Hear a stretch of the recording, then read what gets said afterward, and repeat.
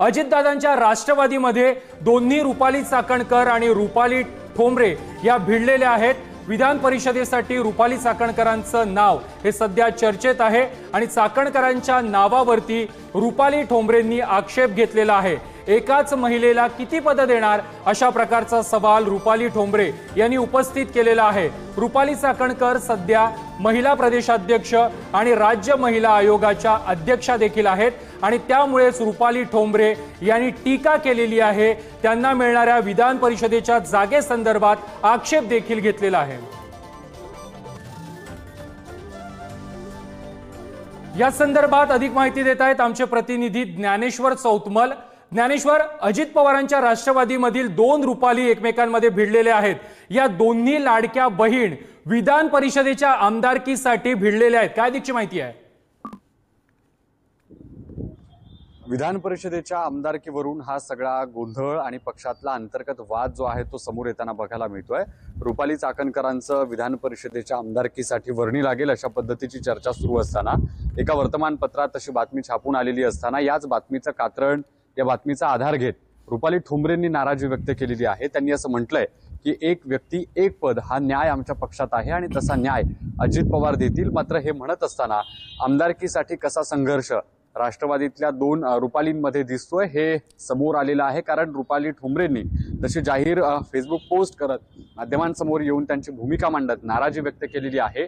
खरं म्हणजे विधान परिषदेच्या आमदारकीवरून जो अंतर्गत संघर्ष आहे तो पुन्हा एकदा पुढे येताना बघायला मिळतो आणि पाहावं लागणार आहे अजित पवार नेमकी काय भूमिका घेतात हा संघर्ष मिटवण्यासाठी।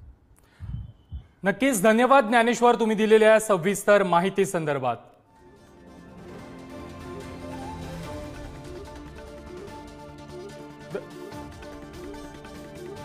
अजित पवारांच्या राष्ट्रवादीमध्ये हा संघर्ष पाहायला मिळतोय। विधान परिषदेच्या आमदारकीच्या जागेसंदर्भात रुपाली चाकणकर आणि रुपाली ठोंबरे या दोन्ही नेत्या एकमेकांमध्ये भिडलेल्या आहेत आणि याच संदर्भात रुपाली ठोंबरे नेमक्या काय म्हणाल्यात ते देखील आपण पाहूयात।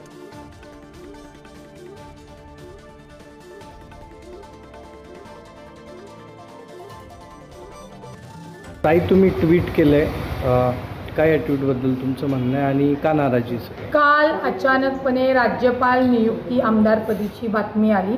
त्याच्यामध्ये ना भाजपचे उमेदवार जाहीर आहेत, ना शिंदे साहेबांचे उमेदवार शिवसेनेचे जाहीर आहेत, परंतु राष्ट्रवादी काँग्रेस पक्षाचे उमेदवार जाहीर अशी जी बातमी आली तेव्हा या बातमीची आम्ही आमच्या पक्षाकडे वरिष्ठांकडे विचारणा केली असता पक्षाने कोणतेही असं अधिकृत पत्र दिलेलं नाही असं आम्हाला सांगण्यात आलं।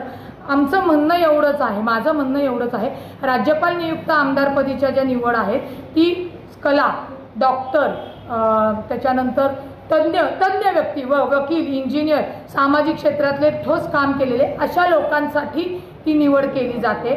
मग आमच्या राष्ट्रवादी काँग्रेस पक्षामध्ये मी इच्छुक आहे, वैशाली नागवडेताई आहेत, सुरेखाताई ठाकरे आहेत, दीपक भाऊ मानकर आहेत, बाबा पाटील आहेत। आम्हा कुणालाच साधी इच्छा पण संधीची दिली नाही की बाबा आम्ही इच्छुक आहोत आणि डायरेक्ट उमेदवार जे डिक्लेअर करण्याचा प्रकार झाला त्यासाठी आम्ही दादांकडे त्याची तक्रार केली, दादांकडे ते सांगितलेलं आहे आणि एक आपल्या राष्ट्रवादीमध्ये एक व्यक्ती एक पद याच्यानुसार न्याय देण्यात यावा। पक्षात अनेक दुसऱ्या महिला आहेत, एकाच व्यक्तीला किती पदं देणार आणि कोणत्या कारणाने तुम्ही देताय हेही आमच्यासारख्या कार्यकर्त्याला आणि पदाधिकाऱ्याला माहिती असणं गरजेचं आहे। कुणी मागू शकतो। रुपाली